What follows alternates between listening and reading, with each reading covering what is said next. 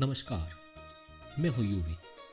इतिहास में कई राजा हुए, पर एक ऐसा राजा भी था जो एक हाथ से युद्ध जीतता था और दूसरे हाथ से किताबें लिखता था। स्वागत है यूवी 5151 ब्लॉग में। आज कहानी है मेवाड़ के महानायक महाराणा कुंभा की। दोस्तों, बात है 15वीं सदी की। सन 1433 में जब महाराणा कुंभा मेवाड़ की गद्दी पर बैठे तो हालात बहुत मुश्किल थे। मेवाड़ चारों तरफ से दुश्मनों से घिरा हुआ था। मालवा और गुजरात के सुल्तान मेवाड़ को खत्म करना चाहते थे, लेकिन कुंभा तो मिट्टी के नहीं फौलाद के बने थे। उन्होंने न केवल दुश्मनों को खदेड़ा बल्कि अपने राज्य का इतना विस्तार किया कि इन्हें इतिहास में हिंदू सुल्तान और अभिनव भट्टाचार्य जैसी उपाधियों से नवाजा गया। महाराणा कुंभा सिर्फ एक योद्धा नहीं बल्कि भारत के सबसे महान निर्माता भी थे।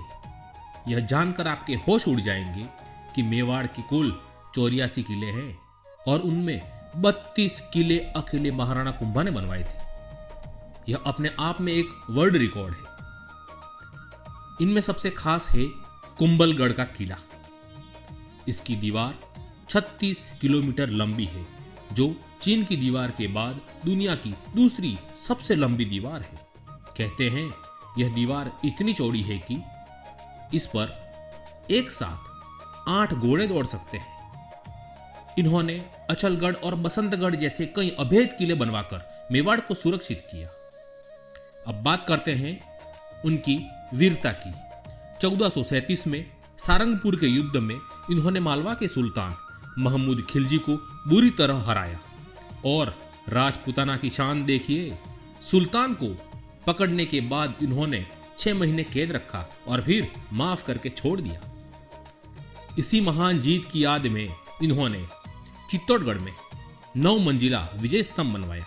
122 फुट ऊंचा यह स्तंभ आज भी उनकी जीत की गवाही देता है। इसे भारतीय मूर्तिकला का विश्वकोश कहा जाता है, क्योंकि इसके कोने कोने में देवी देवताओं की मूर्तियां उकेरी गई है। कुंभा का व्यक्तित्व यही खत्म नहीं होता।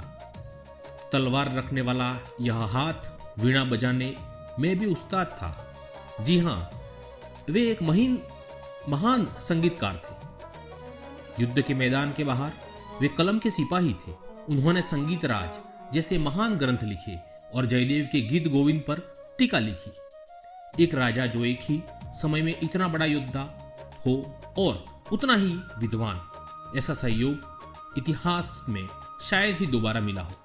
लेकिन दोस्तों, इतिहास गवाह है, कई बार अपनों के घाव दुश्मनों के वार से ज्यादा गहरे होते हैं। महाराणा कुंभा अपने जीवन के अंतिम दिनों में भगवान शिव की भक्ति में लीन रहने लगे थे। एक दिन जब वे कुंभलगढ़ के मामादेव कुंड के पास पूजा कर रहे थे, तब सत्ता के लालच में उनके अपने ही बेटे उदा ने उनकी हत्या कर दी।